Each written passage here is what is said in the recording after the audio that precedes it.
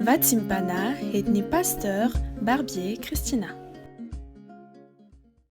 Ray masina tsara indrindro endretiko ny fahasoavanao zay mbola omenao anahy amin'izao maraim-baovao zao fa tanteraka taminay tokoa ny teninao hoe ny zanako sy ny asan-tanako dia adidiko ihany omenao andro vaovao manambara ny faharetanao sy ny falebiazanao ary ny fahatsaranao ary manantona anao zay amin'ny alalan'i Jesosy Kristy zanakao tomponay mpanjakanay fa zay manantona anao tsy mba misy olavinao noho ny fanavotana vitany Jesosy Kristy teo Kalvari afaka manantona maimaimpona ampanetretena ampasahina izahay manoloana ny fahasoavanao Andriamanitro mamindra fo amin'ny mamelany elokay ray antsony anaranao zahay tsy mendrika akory nanonona tombavaka eto anatrianao satria vao miposaka ny masoandro dia ratsy foana hoe anao ny fisaina zanak'olombelona ko nindra fonao re tompo hiaraka amin'ny tsirairay avy zao dia metezanao ndray amin'ity anio ity aniraka ny fanahy masonao ampahery anay eny haniraka ny fanahy masonao anome anay hatrany fanantenana na dia tsy mora ny dia na dia sarotra ny lalakaleha eny zay mialoko aminao tsy mba disy fanantenana izany apetraka fenampenatananao zao fotoana izao ahafahanay hisakafo ny teny soa mahafaly avy aminao amin'ny alalan'ny filazantsaranao zay mpitondranao anty mpanompo tsy mahasoa Jesosy ka io ny mpanomponao izaran'izany teninao zany ny famasinanao ane ombahy ary ny fanahy masonao ane ikasika ny tsirairay avy hanana fo hakatony teninao misaotra Jesosy misaotra tompo malalako misandrata amin'ny avo indrindra tompo ho dia raiko mandraka izay ny voninahitrao amen miaraabanao isa-tokantrano tahatra izao maraina izao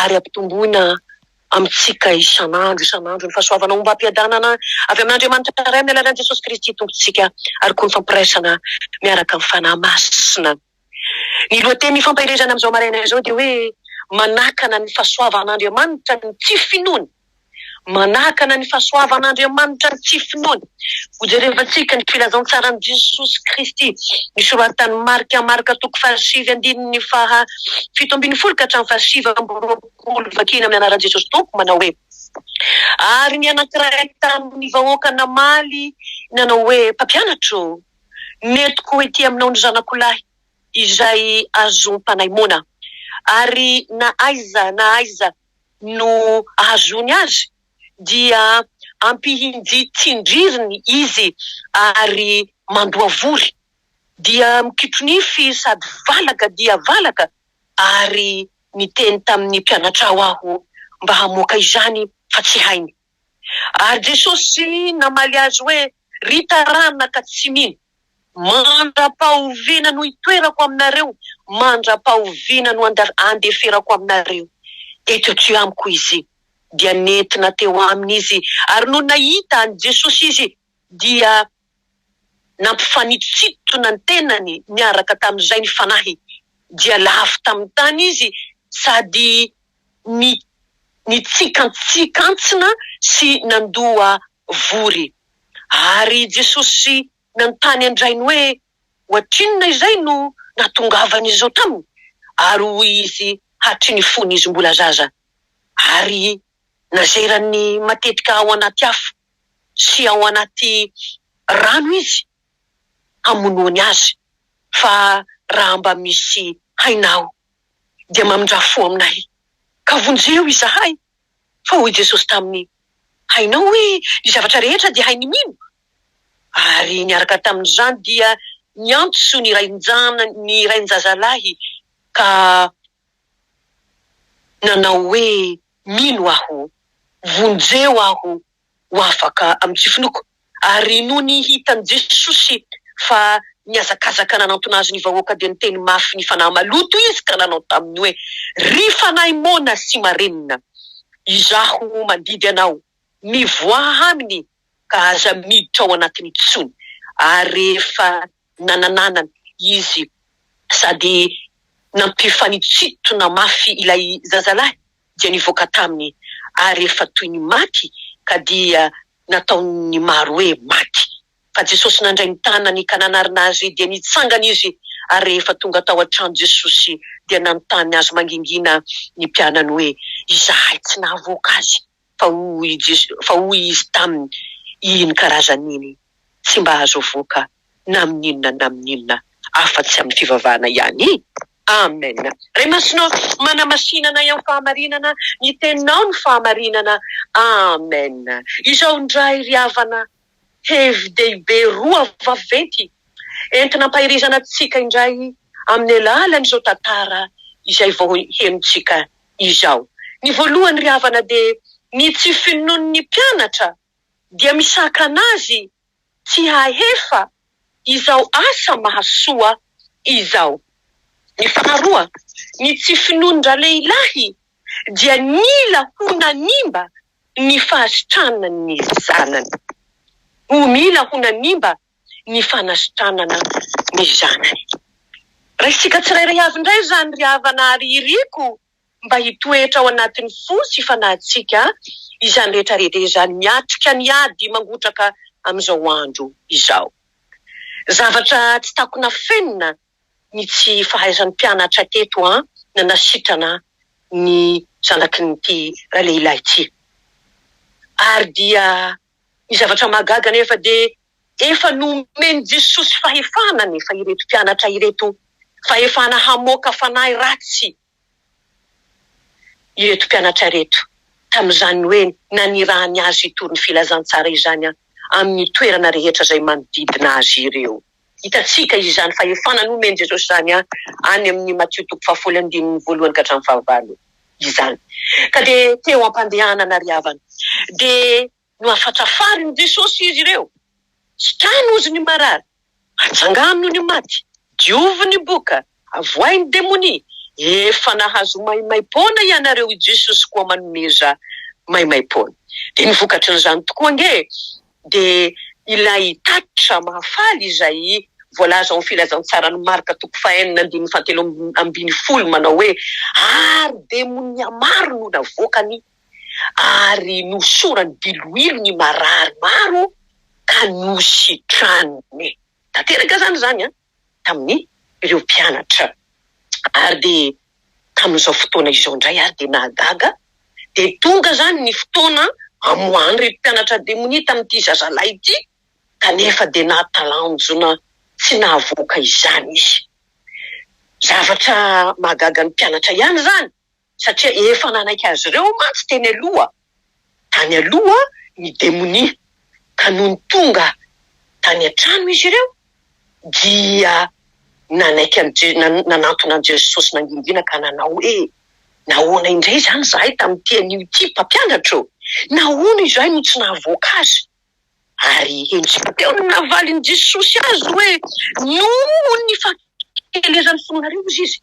Fa lazaiko marina tokoa aminareo i Jesosy raha manana finoana ohatra ny vao tsy nampiray aza ianareo ka hiteny amin'ny tendrombohitra io hoe mifindray ery, dia hifinty izy ary tsy hisy tsy ho hainareo atao. Hitatsika zany tantara zany any Matthieu 7:1-7 ka hatramin'ny 20 no lazain'i Jesosy koa amin'izao tantara izao, amin'ny farany any dia mitsika le hoe iny karazan'iny dia tsy azo avoaka amin'inona afa-tsy amin'ny fivavahana ihany. Koa dia hita amin'izany teny zany ary ry havana malalo amin'ny tompo fa tsy nivavaka zany ny mpianatra, zany hoe tsy nangataka hery tamin'i Jesosy tompo izy raha handeha hamoaka azy, fa tamin'ny herin'ny tenany any. Ary dia efa nino an Jesosy any ange ny mpianatra, kanefa tsy nety nandroso tamin'ny finoana sy ny indrindrandrindra ilay faran'izay lohazaiko aminao izao hoe ny fiankinana taminy mba azahoany hery. Ary izany no nahatonga ny fahafambaraka teo mason'ny vahoaka maro tamin'izao asa izay tokony ho vitany izao nefa tsy vitany. Ary dia taty aoriana dia fatatsika fa no hazavain'i Jesosy tamin'ny mpianatra rehetra no mahazava-dehibe ny firaisana sy ny fiankinana aminy ry havana. Ary izany no lazain'i Jesosy amin'ilay fanoharana momba n'ilay hoe fatatsika tsara izany momba n'ilay hoe voaloboka sy ny sampana. Noentin'i Jesosy nazavana an'izany ny hatsarany zany hoe firaisana miaraka amin'ny Jesosy zany fa hoy mantsy Jesosy tamin'ireo mpianatra hoe izaho no voaloboka ny ozy ary ianareo no sampany izay miray amiko ary izaho aminy dia mamoa be izy fa raha misaraka amiko anie ianareo dia tsy mahay manao na inona Jona 7:15 ry havana zany tsy firaisana tamin'i Jesosy zany ary nahatonga ny mpianatra ho tsy nahavita zao asa lehibe ankehitriny izao. Angamba ianao zao milaza hoe ho an'ny mpiandry zany, ho an'ny voaositra mamoaka demonia ihany zany. Diso hevitra ianao fa ny tenin'i Jesosy dia milaza hoe izay mino ahy ny asa ataoko ozy no ataony koa. Noho izany ry havana dia ilayntsika mandrakariva zany ny fiankinana amin'ny Jesosy mba hahazoantsika hery havana satria izy irery ihany no herintsika eo amin'ny asa sy indrindrandrindra ny ady isan'andro izay ataotsika amin'ny fahavalo dia ireo fanahy ratsy eny amin'ny rivotra izany. Ry mpianatry ny tompo mihaino ny filazantsara ankehitriny ahoana ny firaisantsika amin'ny Jesosy? Mila mivavaka mandrakariva isika ka tsy reraka ho ilioka. Ary izany firaisantsika amin'ny Jesosy izany ry havana no ahitantsika mpianatry ny tompo tokoa ny fandresena miaraka amin'ilay efa nitsangana tamin'ny maty. Kolokolo isan'andro ary ry havana amin'izao andro sarotra izao faneparany ihany izy ny tompo isy andro mahaory eny kanefa ho reraka amin'irentsika raha ny herin'ny tenantsika ihany, raha amin'ny fisainantsika maha-olombelona ihany hoe tsika miady satria marina tokoa ny tenin'ny apôstôly hoe ifanany mety ihany fa ny nofo tsy mba manan-kery. Faharoa, ny tsy finondra lehilahy dia mila ho nanimba ny fanasitranana ny zanany. Efa nandreny momba ny Jesosy ihany raha lehilahy ary mety ho efa nahalala azy koa aza kanefa azo lazaina fa tsy feno loatra ny fahalalany any Jesosy. Ary teto dia tena hita fa tanatin'ny fahaterena zay vao nahatsiaro an' Jesosy, tanatin'ny zavatra tena hoe nangidy taniny iza moa no tsy arary amin'ny zanany marary ry havana ary zany ary nahatonga azy taitra amin'izay nanantona an' Jesosy. Ary hita eto amin'ny resaka izay nataony tamin'i Jesosy izany fa hoy izy mpampianatro nitondra ny zanako tamin'ny mpianatrao mba hositranao nefa tsy hainy koa raha mba misy hainao izany. Raha teteny izy hoe zany hoe raha mba mahay nondreo mpianatrao ianao dia mba mamindrafo aminay ka vonjeo izahay. Ny aretin'ny zanany nahatonga nahatonga azy nanantona an' Jesosy. Rehefa tonga teo anatrehany Jesosy anefa izy mianaka dia zao hitan'i Jesosy fa samy marary izy roa araka ny hitan'i Jesosy teto dia ny aretin-drainy aloha izay aloha ny ratsy voalohany hitan'i Jesosy noho ny eny zanany. Ry havana malala ao tompo, aza miandry kapoka na hoe fizaham-toetra mahamay vaitsika vao tena hoe hitady an'Andriamanitra na hoe hipenipenina ry havana hitady an'Andriamanitra fa zay engeny na voany ity ray mpianakaviana ty koa angamba mety ny fiainana ny Adana tany amin'ny fiainan'izao tontolo izao tany izy io nanadino an'Andriamanitra ary dia na dia nafantatra an'Andriamanitra dia nanamafo mihitsy hoe tsy mampaninono ahy na tsy mivavaka fa efa milamina ny fiainako efa mandeha zao rehetrarehetra izao ry havana tamin'ny andro tsy ampizina tena hitany efa hitany tsisy azo atao tsony amin'ity zanany ity izay izy ry havana vao nitododoa hitady an'Andriamanitra noho zany tsy finono izany noho zany fahakelezany finono izany. Ry havana tsarovy koa ry havana fa fahotana mahavery mandrakizay koa nge izany fananana fo vato tsy hitady an'Andriamanitra izany koa atao hoe tsy finoana zany.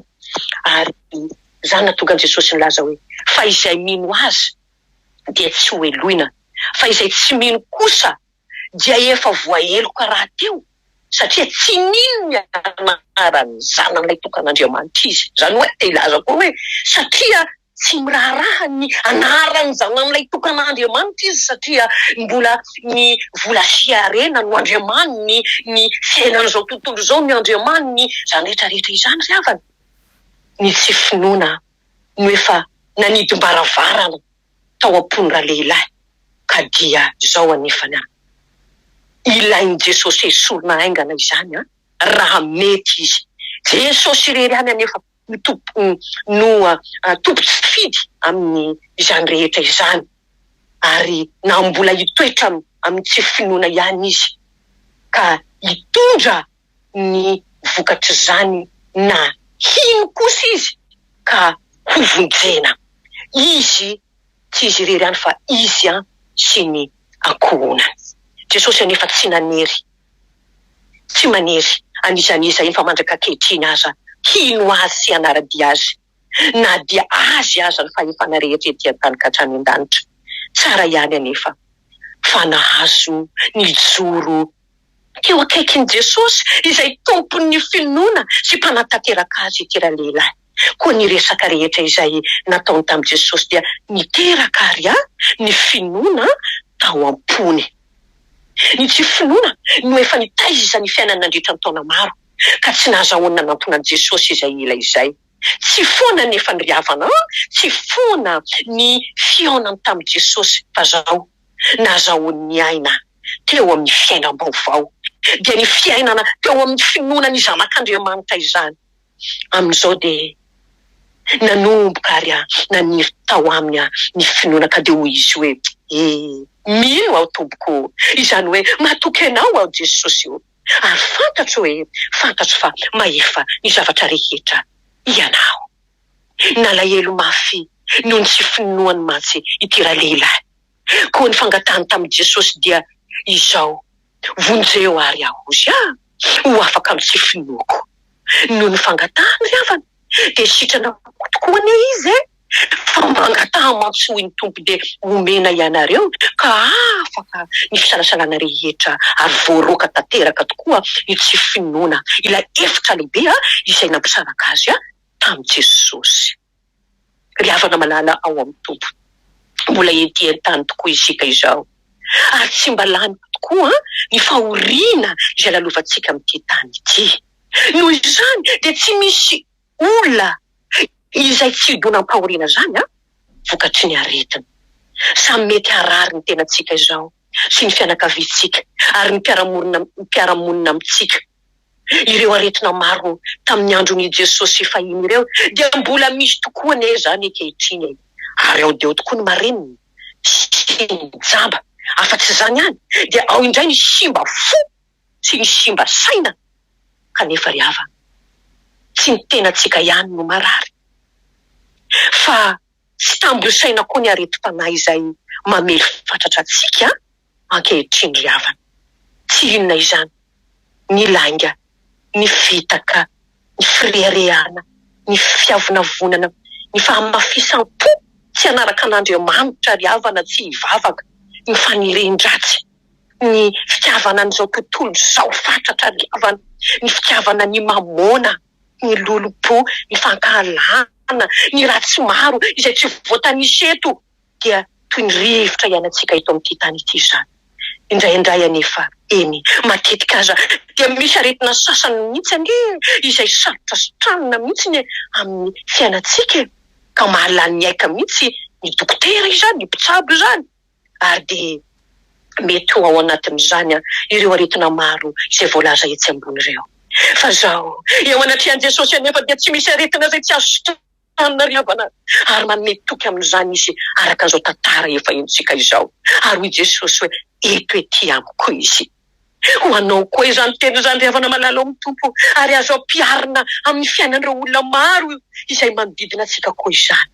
Noho izany na iza no marary, na ara-tena na ara-panahy dia fianarana ho antsika koa izay nataon-dra lehilahy izao, dia nitondrana ny marary rehetra eo amin'i Jesosy. Vonina mandrakariva ny hanasitrana antsika sy manodidina antsika Jesosy. Eny, ka dia tokony ho vonina nitondra ny marary eo amin'isika. Tsy eto amintsika intsony Jesosy, araka ny fahitana hita maso izay enontsika amin'izao tantara izao. Na dia zany aza ry havana dia mpahamonjy mora antonona indrindra amin'ny fahoriana izy, ary tanterahany tokoa ny teniny manao hoe moa misy zava-magaga izay tsy haiko va? Ry mpanota mahatra namako, tsy misy fampiononana sy fampaherezana ho ahy eo amin'ny fanatonako an Jesosy tahaka an'izany teny izany. Raha ny amin'ny tenako dia fantatro fa misy antony maro izay tokony handavan Jesosy ahy tsy hanantona azy.